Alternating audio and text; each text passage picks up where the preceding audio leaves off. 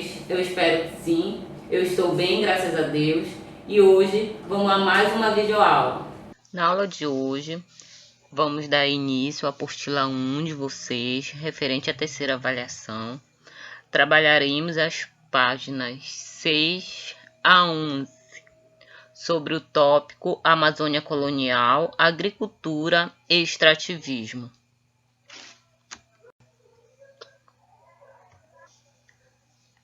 Como já estudamos anteriormente, a Amazônia ela é um território muito diversificado, né?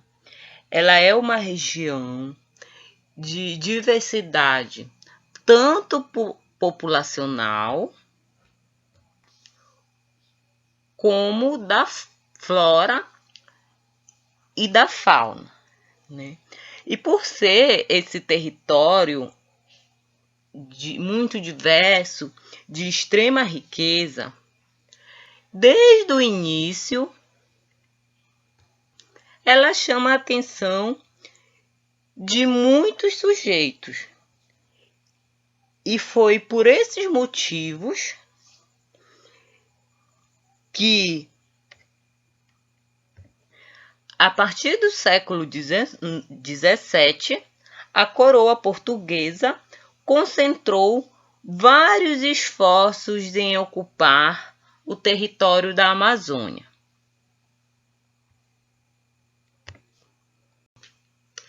Para entendermos melhor esse processo de ocupação da Amazônia, que se instalou lá no século XVII, vamos entender primeiramente alguns termos, né? O primeiro deles é o termo colônia. O que eram as colônias? As colônias, de certa forma, eram novos territórios que eram conquistados pelas nações europeias. Outro termo bastante recorrente quando a gente fala dessa ocupação é o termo metrópole. Mas o que eram as metrópoles? As metrópoles eram, de certa forma, as nações conquistadoras, onde se estabelecia o centro político administrativo, do qual provinha as principais ordens para a organização das colônias. Possuir colônia, nesse período, significava, para a maioria das nações europeias, ter mais terras, mais riquezas e mais poder.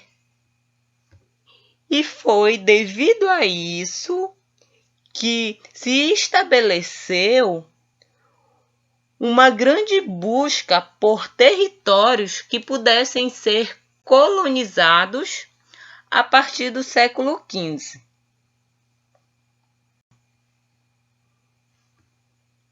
Nesse período de busca por territórios, Espanha e Portugal, por exemplo, dividiram o que denominaram de Novo Mundo entre eles. Essa divisão ficou conhecida como Tratado de Tordesilhas. Por causa desse tratado, Portugal ficou com a faixa de terra do continente americano bem menor do que a que acabou por ocupar. Conforme a gente observa no mapa ao lado, as terras que deveriam ser pertencentes à Espanha eram bem maiores do que as que deveriam ser pertencentes a Portugal. Entretanto, Portugal aumentou a área de suas colônias na América, mesmo agindo contra o que estipulava o Tratado de Tordesilhas. Contudo, Vale lembrar aqui que esses territórios que eram cobiçados pelos europeus, eles não eram desabitados, muito pelo contrário, neles viviam diversos povos que conheciam bem o espaço no qual estava inserido. Contudo, os europeus, quando localizavam essas terras e tomavam posse como se fosse sua, na maioria das vezes passavam a desconsiderar os costumes e hábitos dessas populações que lá já habitavam. E aqui na Amazônia não foi diferente, né, quando ocorreu a ocupação, uma vez que as culturas, as tradições de muitas populações, sobretudo das populações indígenas, foram desconsideradas quando ocorreu essa ocupação. Outro fator importante da gente entender, para entender melhor como se deu essa ocupação de território, sobretudo da Amazônia, é a relação entre metrópole e colônia. Quando a gente estuda de forma superficial essa relação, a gente tem a ideia de que a colônia era um espaço simplesmente subordinado à metrópole. Contudo, não era isso, uma vez que elas estavam ligadas por diversos fatores. E, de certa forma, uma precisava da outra, pois se a metrópole precisava das riquezas produzidas na colônia, os colonos precisavam da metrópole para transformar o produto do seu trabalho em riqueza, tanto para eles quanto para a metrópole. Vale lembrar que os colonos eram aqueles que detinham as terras, a mão de obra e o meio de produção. Em linhas gerais, eram aqueles que cuidavam da terra, que possuíam o poder sobre as terras. Mas qual era o interesse das colônias na América? Era o de fornecer riqueza para sua metrópole. E nesse contexto, acreditava-se que havia duas formas de produzir riqueza. Uma delas era por meio da descoberta de minas de metais preciosos e a outra era pelo comércio. E os europeus acreditavam que no Novo Mundo haviam muitas minas de metais e pedras preciosas que poderiam ser exploradas. Contudo, não era em todos os lugares da América que haviam essas minas de ouro ou prata.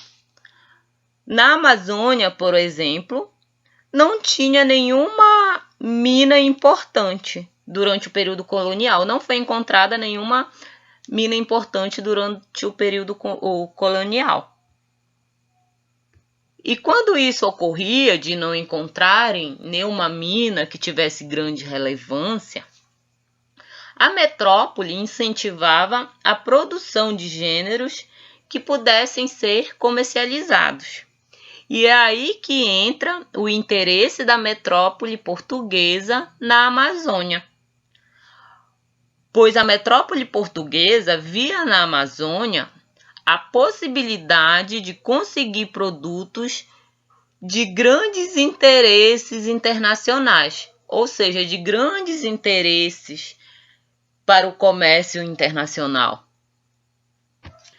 Partindo disso, na próxima videoaula, nós vamos aprender como se estabeleceu a relação de Portugal com sua colônia na Amazônia e também saber quem produzia a riqueza e para onde ela era encaminhada. Com isso, nós finalizamos essa primeira parte, no qual nós já percebemos o interesse da metrópole portuguesa no território amazônico. E para aprimorar ainda mais o conhecimento sobre esse tema, eu deixo para vocês uma atividade de pesquisa, na qual vocês vão pesquisar e escrever um pequeno texto sobre a ocupação da Amazônia no período colonial, atentando para as mudanças ocorridas nesse momento. Então é isso, pessoal. Resolva as atividades e envie para o e-mail, tá ok? Até a próxima. Fiquem com Deus.